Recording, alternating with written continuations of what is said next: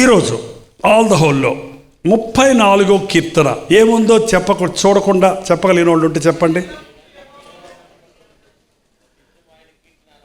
ఏంటి తీసి చెప్తున్నారా, చూడకుండా చెప్తున్నారా? చూడకుండా చెప్పారా? వెరీ గుడ్ అండి. పాస్టర్ గారా మీరు? పాస్టర్ గారు చెప్తే పెద్ద గొప్ప ఉంది, మన పనే అది కదండి. విశ్వాసం చెప్పాలి.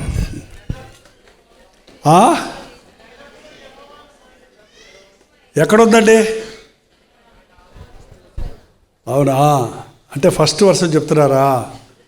ఓకే సరే, 4వ వచనం చదువుతున్నాను చూడండి. నేను యెహోవా యొద్ద విచారణ చేయగా ఆయన నాకు ఉత్తరం ఇచ్చను, నాకు కలిగిన భయములన్నిటి నుండి ఆయన నన్ను తప్పించను. ఎన్ని భయాలు? ఒక భయం కాదు, అన్నిటి నుండి. నాకు కలిగిన భయములన్నిటి నుండి ఆయన తప్పించాడు. అవును, మీకు ఏదంటే భయం? మీ భయం ఏంటి? మీరు చెప్పేదాకుంటే మన టైం చాలదు. చాలామందికి భవిష్యత్తు గురించిన భయం, అనారోగ్యం, రోగం వస్తుందేమోనని భయం, దొంగలు వస్తారేమోనని భయం, డబ్బులు నీ దగ్గర ఉన్నాయనుకో, నీకుంటే డబ్బా కొట్టుకుంటుంటుంది, ఎవడన్నాడు పూడి చేస్తాడేమో అనే భయం. ఏంటండి? మనుషుల భయం, అధికారుల భయం, కరువు భయం, వ్యాధి భయం, శ్రమల భయం. ఇంకా 1వ తారీఖు వస్తే పూర్వం సంతోషించేవారు. భలే కొత్త రకం భయాలు చూడండి. ఇంతకుముందు 1వ తారీఖు వస్తుందంటే సంతోషమంట, ఇప్పుడు 1వ తారీఖు వస్తుంటే భయం. ఎందుకంటే అప్పులోడు అందరూ వచ్చి చుట్టూ కూర్చుంటారు, వచ్చేది ఇంత, అప్పులు అంతా. ఎవరికి చెప్పాలి సమాధానం? అదే కరువు భయం. పోనీ అన్నిటికంటే మించింది ఒక భయం ఉంది మనుషుడికి జీవితకాలం అంతా, చచ్చే వరకే ఉంటుంది ఆ భయం, అదే మరణ భయం. దావీదు అంటున్నాడు, నా భయములన్నిటి నుండి నన్ను అని విడిపిస్తాడు. గాఢాంధకార లోయలో సంచరించినను ఏ అపాయానికి నేను భయపడను. దేవునికి భయపడినప్పుడు జనమునకు ఘనత దొరుకుతుందండి. దైవ భయం పోయిన చోట అపవాది కార్యాలు బహుగా ఉంటాయి. భయపడుట వలన ఉరి వచ్చును. శ్రమ దినమనందు నీవు కృంగిన ఎడల చేతగాని వాడివి అయిపోతావు. శ్రమ వచ్చినప్పుడు మొరపెట్టండి దేవునికి, భయపడకండి. ఎందుకంటే లోకంలో ఉన్నవానికంటే నీలో ఉన్నవాడు గొప్పవాడు. నిజమే, సాతాను మనకంటే బలవంతుడే, కానీ మన ప్రభువు సాతాను కంటే 1,000,000 రెట్లు, అసలు సాతాను తల చితకగొట్టినవాడు. సైతానికి మరి భయపడాల్సిన అవసరం. ఓడిపోయిన శత్రువు ఎప్పుడో యేసయ్య ఆయన సాతాను తల చితకగొట్టబడింది, వాడిని బెలంలో పెట్టలేదు. ఎందుకంటే ఇంకా సాతాను అనుసరించే వాళ్ళు చాలామంది ఉన్నారు. అపవాదిని బంధిస్తే అపవాదిని వెంబడించే మనుషులందరూ ఆ బంధకం, ఆ అగ్ని గంధకములతో మండే గుండంలోకి వెళ్ళిపోవాలి. ఏ ఒక్కడు నశించకూడదని మన నిమిత్తమైన ఆలస్యం చేస్తున్నాడు. ఎందుకు సైతాన్ని బంధించలేకపోయాడా? దేవుడు చంపలేకపోయాడా? ఆత్మకు చావు లేదండి, ఆత్మకి చావు లేదు, శరీరానికే చావు. ఏంజల్స్ అనేవి ఆత్మలే, అవి వాటికి శరీరాలు లేవు. మన శరీరం వదిలిపెడితే మన లోపల ఉంది కూడా ఆత్మే. మన ఆత్మకు చావు లేదు. మన్నైనది వెనుకటి వల్లే బట్టికి చేరుతుంది. ఆత్మ దాన్ని దయచేసినా దేవుని దగ్గరికి వెళ్తుంది. ఏ భయమైనా సరే యేసయ్య ఉన్నప్పుడు భయములన్నిటి నుంచి నన్ను విడిపించాడు. 6వ వచనం కూడా చదువుదామండి. ఈ దీనుడు మొరపెట్టగా యెహోవా ఆలకించెను, అతని శ్రమలన్నిటి నుండి అతన్ని రక్షించాడు. ఎన్ని శ్రమలు? శ్రమలన్నిటి నుండి. ఎన్ని రకాల శ్రమలు అనుభవిస్తున్నామండి ఈ రోజున? ప్రసవ వేదన స్త్రీలకి, గుండె వేదన పురుషుడికి కదా. భార్య ప్రసవ వేదన పడుతుంటుందండి హాస్పిటల్లో. భర్త ఏం చేస్తుంటాడు? ఇటు అటు తారట్లాడతా, దేవా నా భార్య కాపాడయ్యా, ఒక భార్య ఉందయ్యా, బిడ్డనయ్యా, తండ్రి కాబోతున్నానయ్యా, ఆంధ్రపాల ఆఫీసులో ఎగతాలు చేస్తారయ్యా, నాకు బిడ్డ పుట్టకపోతే. ఇంకా కొంతమంది మగబిడ్డే పుట్టాలయ్యా, మగబిడ్డే పుట్టాలయ్యా. ఏమంట మగబిడ్డ అయితే ఏంటి, ఆడబిడ్డ అయితే ఏంటి? మగబిడ్డే పుట్టాలనే వాళ్ళందరికీ అమ్మాయి కావాల్సి వచ్చినప్పుడు ఆడబిడ్డలు ఎందుకు అడుగుతారు? మరి మీ అబ్బాయికి పెళ్లి చేయాలంటే మగ అబ్బాయిని చేస్తారా? ఇప్పుడు అట్లా చేసుకుంటారంట కొన్ని దేశాల్లో. ఇదొక తెగులు, పెద్ద తెగులు ఇది భయంకరమైన సొదొమ గొమొర్రా తెగులు ఇది. పురుషులతో పురుషులు, స్త్రీలతో స్త్రీలు. దేవుడు ఒక పురుషుడు, ఒక స్త్రీ. వివాహం అనేది పవిత్రం. వివాహం అనేది శరీరేచ్ఛలు తీర్చుకోవడానికి మాత్రం కాదు. వివాహం అనేది సెక్స్ ఈజ్ ప్యూర్. సెక్స్ అనేది పాపం కాదు. అక్కడ రాంగ్ సెక్స్ అనేది పాపం. వివాహ బంధములో ఉండవలసింది బయట వారితో, పురుషుడు మరొక పురుషుడితో, స్త్రీ మరొక స్త్రీతో, లేక వివాహమైన వారు మరొకటి భార్యతో, వివాహము కాని వారు మరొక అబ్బాయితో. జారత్వము అంటే బిఫోర్ మ్యారేజ్. జారత్వము అంటే పెళ్లి కాకముందు తప్పైన లైంగిక సంపర్కాలు కలిగి ఉండటం. ఈరోజు కన్యత్వము, పరిశుద్ధత అనే మాటలకు విలువ లేకుండా వెళ్ళిపోతుంది అట్లా. వ్యభిచారము అంటే వివాహమైన తర్వాత భార్యాభర్తల మధ్య ఉండవలసిన పవిత్ర బంధాన్ని పరపురుషులతో, పరస్త్రీలతో విచ్చలవిడిగా తిరగటం. దానివల్ల ఎయిడ్స్ వంటి రోగాలు విస్తారంగా ఈ రోజున సముదాయాన్ని నాశనం చూస్తున్నాం. రకరకాల భయాలు, రకరకాల రోగాలు, రకరకాల యాంగ్జైటీ, కంగారు పడటం వల్ల మన యొక్క ఆరోగ్యం పోగొట్టుకుంటామండి. ఆత్రపడొద్దు. దేవుడు తగిన సమయమందు సమస్తము చక్కగా చేస్తాడు. డాక్టర్ దగ్గరికి వెళ్తే వాడు చెక్ చేసి అంటారు, నీకు లోపం ఉందమ్మా. సరిగా చెప్పేవాళ్ళు. ఒక దంపతులు వచ్చారు, ఇద్దరు ఏడ్చుకుంటూ వచ్చారు. యాక్చువల్గా లిటరల్లీ క్రయింగ్. ఏంటికమ్మా ఏడుస్తున్నారు, ఏమైంది? మాకిద్దరికి ప్రాబ్లం ఉందటండి. ఆయనకి స్పెర్మ్ కౌంట్ లేదంట, నాకు ఫైబ్రాయిడ్ ఉన్నారంట, ఇంక మీకు జన్మలో పిల్లలు పుట్టరని చెప్పేశారండి డాక్టర్ గారు. ఎవడమ్మా డాక్టరు? నిన్ను సృష్టించింది డాక్టరా? నువ్వు చెప్పుకోవాల్సింది ఎవరికి? ఇద్దరు కలిసి ప్రార్థన చేయండి, రోజు ప్రార్థన చేయండి, నీకోసం మేము ప్రార్థన చేస్తాను. మరుసటి సంవత్సరం మీ ఓళ్ళో బిడ్డ ఉంటాడని చెప్పి పంపించానండి. 3 నెలలు అయ్యాక వచ్చారండి. Praise the lord brother pastor గారు. పాజిటివ్ అండి. 3rd మంత్ కన్సీవ్ అయ్యాను. పోయి ఆ డాక్టర్కి చెప్పకండి, మళ్ళీ ఏదైనా ఇస్తాడు. ఏంటండి? మనుషులతో చెప్పుకొని కుమిలిపోవద్దు, దేవునితో చెప్పుకొని మొర్రపెట్టండి. నీ శ్రమలన్నిటిలో నుండి నిన్న ఆయన విడిపిస్తాడు. ఇంకో మాట చూడండి, 18వ వచనం. విరిగిన హృదయం గల వారి యెహోవాకు ఆసనుడు, నలిగిన హృదయం కలిగిన వారికి రక్షించును. నీతిమంతునికి కలుగు ఆపదలు అనేకములు, వాటన్నిటిలో నుండి ఆపదలు. యాక్సిడెంట్స్ ఇవాళ ప్రతిరోజు కరోనా టైంలో యాక్సిడెంట్స్ తగ్గాయంట. ఎందుకంటే మొత్తం బంద్ అయిపోయింది కాబట్టి. మొన్నటి వరకు కొంచెం తక్కువ ఉన్నాయంటే ఇప్పుడు మళ్ళీ ట్రాఫిక్ చూడండి ఎట్టుంటుందో సిటీస్లో. ఎలాగ కిట్టకిట్టలాడుతున్నారు జనం రోడ్ల మీద. ఏం పోతున్నారు చూడండి. ఆపదలు. రోడ్డు మీదకి వెళ్తే ఇంటికి సురక్షితంగా వస్తామన్న నమ్మకమే లేని పరిస్థితులు. ఎప్పుడు ఏది జరుగుద్దో తెలియదు. ఎప్పుడు నష్టం కలిగిందని భయపడకండి, ఆపద వచ్చిందని భయపడకండి, అవమానం పొందానని భయపడకండి, మోసం చేయబడ్డానని భయపడకండి. దేవుడు నిన్ను విడిపిస్తాడు. ఆయన వారిని విడిపిస్తాడు. వారు పోగొట్టుకున్నవన్నీ తిరిగి ఇస్తాడండి.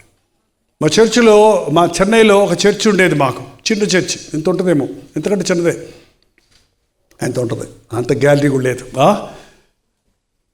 తాటాకులు షెడ్ వేసుకొని ప్రార్థన జరిపించుకుంటున్నాం. అప్పటికి 5 సంవత్సరాల నుంచి చర్చ్ జరుగుతుంది. ట్యూబ్ లైట్లు ఒకటొకటి కొనుక్కొని, ట్యూబ్ లైట్లు, డ్రమ్ములు, అంటే బలిపీఠము, చాపలు, కుర్చీలతలు, ఫ్యాన్లు అన్నీ పెట్టుకున్నాం. ఎవడో ఒక దీపావళి రోజున ఓ తారాజు వేశాడు గుడిసె మీదకి. ఇక్కడలాగా తాటాకులు తేయరు. తమిళనాడులో కొబ్బరాకులతో వేస్తారు. కొబ్బరాకులు పేని ఎదురు బొంగుల మీద కొబ్బరాకులు వేస్తారు. ఇక్కడైతే కొంచెం గట్టిగా ఉంటాయి తాటాకులు కాల్టాలంటే. అది కొబ్బరాకులు పస్సలు అంటుకుపోతాయి. 5 మినిట్స్లో మొత్తం బూడిదయింది. నాకు ఫోన్ చేసి మా ఇంటికాడ నుంచి బైక్ వేసుకొని నేను వెళ్ళేటప్పటికి చర్చి కనపడుతుందా, బూడిద కనపడుతుంది అంతే. అప్పటికి 8 సంవత్సరాల నుంచి సంపాదించుకున్న మందిరం ఉన్న సామాన్లు మొత్తం గాలిపోయినాయి. ఎక్కడ పెట్టుకోవాలి ఇక మీటింగు, ఎట్ట సంపాదించుకోవాలి మళ్ళీ?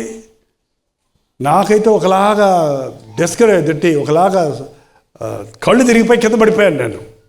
సంఘస్థులందరూ ఎవరు మీటింగ్ రమ్మంటే కూడా రాని వాళ్ళందరూ కూడా పరిగెత్తుకొచ్చారు చర్చి కాలింది అనేటప్పటికి. న్యూస్ వెళ్ళిపోయింది, వైరల్ అయిపోయింది, అట్లాంటివి వైరల్ అవుతాయి.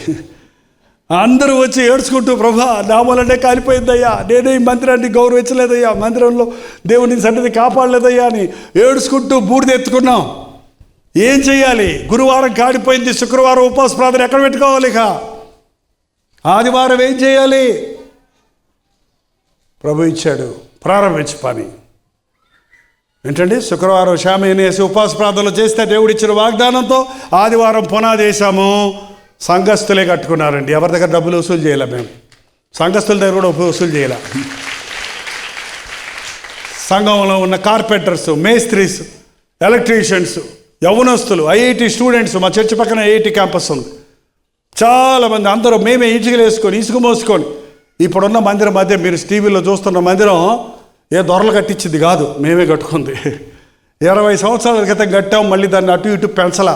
మనుషులు సరిపోక చాలా ఇబ్బంది పడుతున్నాం. కానీ దేవుడు టీవీ మినిస్ట్రీ ఇవ్వడానికి తాటాకుల షెడ్ కాకుండా ఒక మంచి బిల్డింగ్ ఇవ్వాలని ఆలోచించి పోతే పోయింది గుడిసె, అక్కడ నిలబడింది దేవుని మందిరం. దేవుణ్ణి ప్రేమించే వారికి, అనగా ఆయన చిత్తము చొప్పున పిలువబడిన వారికి సమస్తము మేలు కలుగుటకై సమకూడి జరుగును. మీ జీవితాల్లో ఉన్న నష్టాలు, కష్టాలు చూసి బెదిరిపోకండి.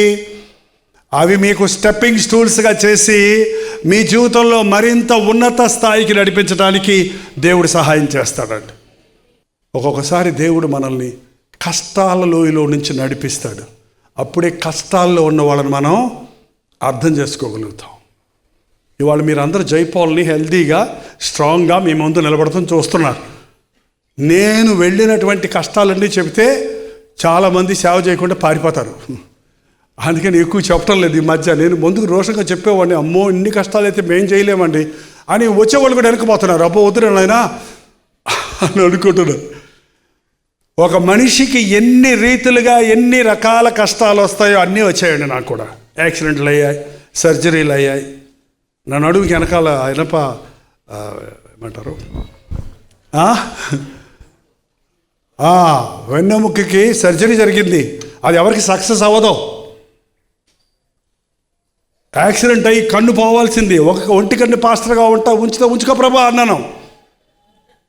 కన్ను ఇరిగిపోయింది, బైక్ పై తిరిగిపోయింది, కింద ఇరిగిపోయింది. మీటింగ్ తీసుకెళ్తానని చెప్పి ఒక ఆయన వెనకాల కూర్చోబెట్టుకొని నన్ను కింద పడేసి ఆయన మాత్రం ముందుకు వెళ్ళిపోయాడు.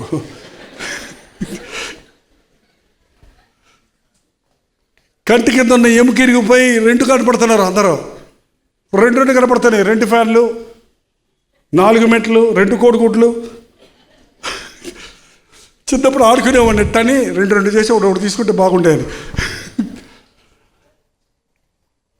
మళ్ళీ నడువులో నుంచి బోన్ తీసి అక్కడ డ్రాప్ చేసి అది సర్జరీ చేస్తే ఎవరికి సక్సెస్ అవ్వదు. ఇప్పుడు నా కన్ను ఇంకా కనపడుతుంది. ఈ కన్ను సరిగ్గా కనపడతలేదు, కానీ ఈ కన్ను యాక్సిడెంట్ అయిన కన్ను కనపడుతూనే ఉంది. అన్ని రకాలు. ఎవరైనా ఒక థియేటర్కి ఆపరేషన్కి వెళ్తారని నాకు తెలుసయ్యా బాధ, నాకు కూడా జరిగిందయ్యా. కరోనా వైరస్ వచ్చింది, నాకు కూడా వచ్చిందయ్యా. ఏంటండి, చికెన్ పాక్స్ వచ్చింది, నాకు కూడా వచ్చిందయ్యా. టైఫాయిడ్ జ్వరం నాకు వచ్చిందయ్యా. మలేరియా అన్నా నీకేం తెలుసు, నా వణుకు వచ్చేస్తుంది, నాకు కూడా వచ్చింది బాబు. ఏసయ్యా అనుకో. ఏంటంటే కుటుంబ సమస్యలు అన్నా మీకేం తెలుసు అన్నా, నాకు కూడా వచ్చాయి కుటుంబ సమస్యలు, నాకు వచ్చాయి. నా భార్యకి నాకు మధ్య సాతాను దూరాలను ప్రయత్నించాడు. సేవ నిమిత్తం నేను ఒక చోటుకి వెళ్తానంటే వాళ్ళ తల్లిదండ్రులు ఒప్పుకోవాలా. గుడిసెలో ఉంటానని మా కుమార్తెలు ఒప్పుకోమన్నారు. కానీ దేవుని కోసం నిలబడ్డప్పుడు మా అత్తమామలు నా గురించి సాక్ష్యం ఇచ్చారు. మా పెద్దమ్మాయి బతుకు ఏమైపోద్దో అనుకున్నాం, మా బిడ్డలందరికంటే ఆ అమ్మాయే ఉన్నతమైన స్థానంలో ఉంది. అది దేవుని కోసం మనం నిలబడితే మన నిందలు, మన అవమానాలు, మన ఆపదలు, మన శ్రమలు, మన కష్టాలు, మన నష్టాలు అన్నిటినీ మనకు మెరుగ్గా అనుభవాలుగా మారుస్తాడు. నిజంగా ఒక దైవ సేవకుడి కంటే అలాంటి అనుభవాలు లేకపోతే ఆ బాధల్లో ఉన్న వాళ్ళని అర్థం చేసుకోలేము మేము. నీకు నొప్పి అంటే ఏంటో తెలిస్తేనే నొప్పి అన్నోడు బాధ నువ్వు అర్థం చేసుకుంటాం. చిన్నప్పుడు మా అమ్మ తలనొప్పిరా ఎప్పుడు అమృతాంజనం బాటిల్ పెట్టుకుని రాసుకుంటా ఉండేది. 8 మంది పిల్లలు కదా, గోలగోలు చేస్తుంటే ఆమె ఏం తలనొప్పి రాదు. నాకు తెలియక ఒకసారి అమ్మ దగ్గర, అమ్మ తలనొప్పి అంటే ఏంటమ్మా, ఎట్టుంటుందమ్మా? ఏం మనకేం తెలుసు, చిన్నపిల్లలకి మనకే తలనొప్పులు లేవు, ఇప్పుడు తెలుసు. 10 మంది 10 రకాలు పీకుతుంటే తల నొప్పి వస్తుంది కదా. టైర్డ్ అయిపోతే, టెన్షన్ అయిపోతే, నీ నొప్పి ఇంకొకరికి నువ్వు సహాయం చేయాలంటే నిన్ను అందుకనే యేసు ప్రభు ఈ లోకంలోనికి వచ్చండి. డైరెక్ట్గా సిలువెక్కలేదంట ఆయన. యేసు ప్రభు మన వలె అన్ని విషయములలో శోధించబడినను పాపము లేనివాడిగా ఉన్నాడు కాబట్టి ఇవాళ పాపాన్ని జయించడం ఎలాగని మనకు చెప్పగలిగిన వాడిగా ఉన్నాడు. అన్ని విషయాల్లో శోధించబడ్డాడు, నిందించబడ్డాడు, అవమానించబడ్డాడు, ఆకలిగా ఉన్నాడు, చెమట గార్చాడు, కన్నీరు గార్చాడు, అలిసిపోయాడు, ప్రయాసపడ్డాడు, రక్తం చిందించాడు, నొప్పి తెలుసు ఆయనకి, మానసిక వేదన తెలుసు ఆయనకి. కాబట్టి ఈరోజు మనల్ని అర్థం చేసుకోగలిగిన వాడు ప్రభు అండి. మన వలే శోధించబడ్డాడు కాబట్టి ఈ బాధతో నువ్వు వెళ్ళినప్పుడు నీ బాధను ఎవరు అర్థం చేసుకోరంటారు చూడండి. నా బాధ ఎవరికి తెలియట్లేదు, మా అమ్మ కూడా తెలుసుకోవట్లేదు, మా నాయనకి అసలు తెలియదండి, మా అమ్మకి తెలియట్లేదు, మా ఆయన అర్థం చేసుకోవడం అంటారు చూడండి. నిన్ను అర్థం చేసుకునే ప్రభు ఉన్నాడండి. ఎందుకంటే ఆ శ్రమ అంటే ఏంటో ఆయనకి బాగా తెలుసు. అందుకే నీ శ్రమలలో ప్రభు దగ్గరికి వెళ్ళు, నీ ఆపదలలో ప్రభు దగ్గరికి వెళ్ళు, నీ భయములన్నిటిలో ప్రభు దగ్గరికి వెళ్ళు. దేవుడు నిన్ను విడువడు. ఆయన యందు భయభక్తులు కలిగిన వారికి ఏ మేలు కోదు ఉండదు. సింహపు పిల్లలు లేపిగలవై ఆకలి కొంటవి కానీ యెహోవాని ఆశ్రయించిన వారికి ఏ మేలు. సింహము అరణ్యానికి రాజు అండి, అది తలంచుకుంటే అది ఏమైనా తెచ్చి పిల్లలకు పెట్టచ్చు. అలాంటి సింహము కూడా తన పిల్లల్ని పొస్తు పెట్టుకుంటుందేమో కానీ ఆయన యందు భయభక్తులు కలిగిన మనకి ఏ మేలు కోదు అవ్వదు. దేవుడికి ఇచ్చి దరిద్రుడైన వాడు, దేవుని నమ్మి అడుక్కు తిన్నవాడు, దేవుని మీద విశ్వాసం ఉంచి దిక్కుమాలినోడైన వాడు ఈ లోకంలో లేడు, ఉండడు, ఉండబోడు. ఒకవేళ నువ్వు అలా ఉన్నావంటే నువ్వు ఆయన నమ్మలేదేమో, నువ్వు అలా ఉన్నావంటే నువ్వు ఆయన ఆశ్రయించలేదేమో, నువ్వు అలా ఉన్నావంటే ఆ శ్రమల్లో అది నువ్వు ఆయనకి మొరపెట్టలేదేమో. మీరు నన్ను అడగలేదు కాబట్టి మీకు దొరకలేదన్నాడు. ఈసారి ఏ భయం వచ్చినా, ఏ శ్రమ వచ్చినా, ఏ ఆపద వచ్చినా, ఏ నింద వచ్చినా, ఏ పరిస్థితుల్లో నుంచి వెళ్తున్నా దేవునికి మొరపెట్టి చూడండి, ప్రార్థించి చూడండి. చిటికలో మీకు జవాబు దొరుకుతుంది, క్షణంలో మీకు విడుదల దొరుకుతుంది, 2 అంతల ఆశీర్వాదంతో వర్ధిల్లుతాడు. సో లేచి నిలబడండి, ప్రార్థన చేద్దాం. ఇప్పుడే అడుగుదాం, ఎప్పుడో కాదు, ఇప్పుడే అడుగుదాం. ఒక్క మాట, నాకు తెలియదు మీకు ఏ బాధ ఉందో, ఏ శ్రమ ఉందో, ఏ భయం ఉందో. ఏమీ లేదని చెప్పేవాళ్ళు ఎవరు లేరు ఇక్కడ, నాకు తెలుసు. నమ్మి మోసపోయారండి, అప్పిచ్చి ఎగ్గొట్టారండి, సొంత వారే మోసం చేశారండి, కట్టుకున్న భార్య నా మీద కేసు పెట్టిందండి, నా తల్లిదండ్రులు నన్ను తరిమేశారండి, నా కన్నబిడ్డలు నన్ను తరిమేశారండి. నీ రోజుల్లో భయంకరమైన వార్తలు వింటున్నాం, ఎవరిని నమ్మలేని పరిస్థితుల్లో ఉంటున్నాం. యేసయ్యను నమ్ముదాం, యేసుకు మొరపెట్టుకుందాం. మనకు విడుదల, మనకు జయము, మనకు ఆదరణ, మనకు దీవెన దొరుకుతుంది. నోరు తెరిచి ప్రతి ఒక్కరొక్క మాట చెప్పండి. దేవా, నాకు నువ్వు తోడుండయ్యా, నువ్వు తోడుండయ్యా, నువ్వు మంచి దేవుడివయ్యా. నేను తప్పు చేసినా నన్ను తోసేవాడివి కాదు, నన్ను ప్రేమించేవాడివే. నేను తప్పు చేస్తే నన్ను శిక్షించేవాడివి కాదు, నన్ను క్షమించేవాడివే. నేను పోగొట్టుకుని నువ్వు తిరిగి నాకు ఇవ్వాలని 2 అంతలుగా ఇవ్వాలని ఆశ కలిగిన దేవుడివయ్యా. నాకు అది లేదు, ఇది లేదని బాధపడుతున్నానే కానీ నాకు కావాలయ్యా, నిన్ను అడగలేకపోతున్నానయ్యా. నాకు లేదు అని నీకు చెప్పలేకపోతున్నానయ్యా. నాకు దయచేయి నీకు మొరపెట్టలేకపోతున్నానయ్యా. యేసయ్యా, నాకు దయచేయి నాయన. నా కుటుంబంలో కొరత ఉందయ్యా, నా బ్రతుకులో బాధ ఉందయ్యా, నా జీవితంలో శ్రమ ఉందయ్యా.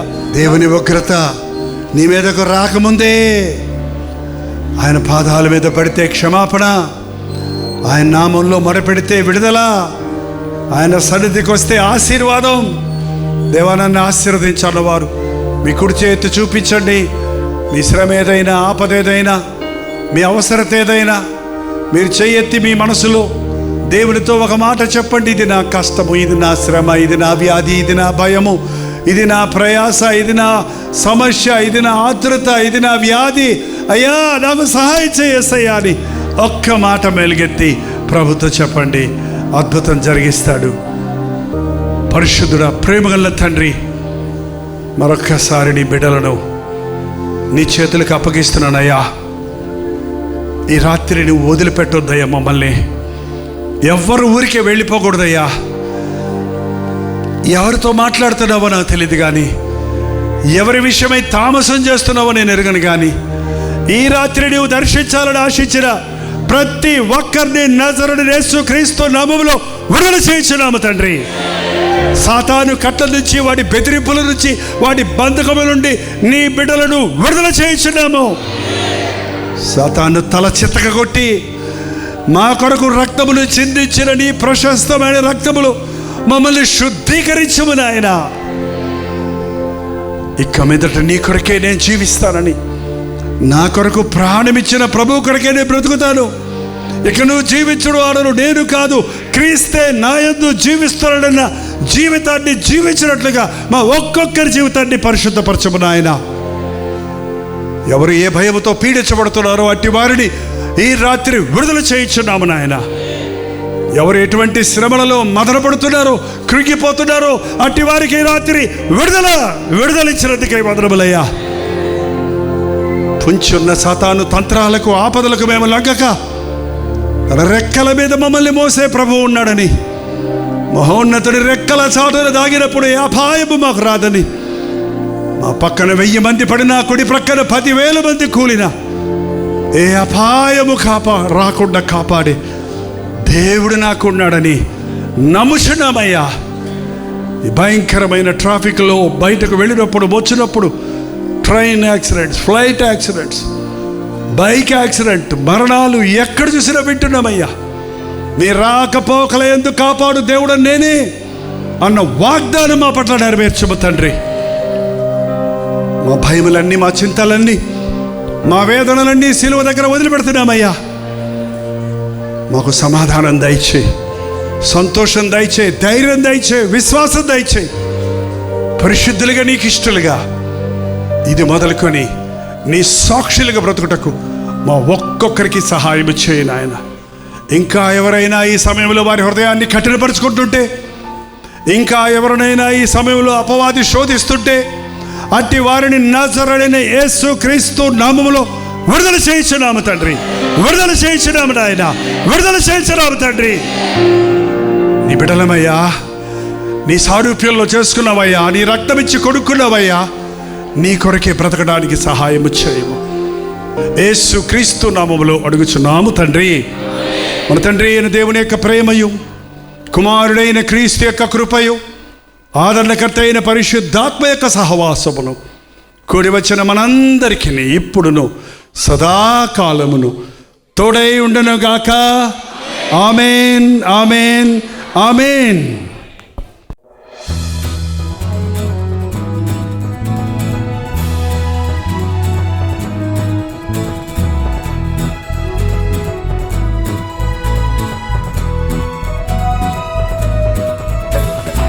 హల్లెలూయా. దుబాయ్, అబుదాబి, షార్జాలో ఉన్న వారికి, తెలుగు వారికి, తమిళ వారికి శుభవార్త. ప్రభు చిత్తమైతే అక్టోబర్ 18వ తారీఖు దుబాయ్లో ఒక్క మీటింగ్, 1 డే అనలేము, ఒక గెట్ టుగెదర్ ఏర్పాటు చేస్తున్నాం. రండి, పాల్గొనండి, ఉజ్జీవించబడండి. వ్యక్తిగతంగా మిమ్మల్ని చూడటానికి, ప్రార్థించడానికి అవకాశాన్ని కలుగజేయండి. చిరునామా గమనించండి. Pakistan Association Hall, street number 11B, Oud Metha Road, Bur Dubai, Dubai. ఇంకా విషయమే మీకు వివరాలు కావాలంటే ఈ కింద ఉన్నటువంటి ఫోన్ నెంబర్కి మీరు కాంటాక్ట్ చేయండి, లేదా SMS పెట్టండి, ఈమెయిల్ చేయండి, లేక వాట్సాప్ చేయండి. కనిపెట్టి మళ్ళీ ప్రయత్నించండి. తప్పకుండా మీ ఫోన్ ఎత్తి మీకు అడ్రస్ వివరాలు తెలియజేస్తారు. అలాగే లింక్ పంపించడానికి మీరు సహకరించగలుగుతారు. తప్పకొస్తారు కదా.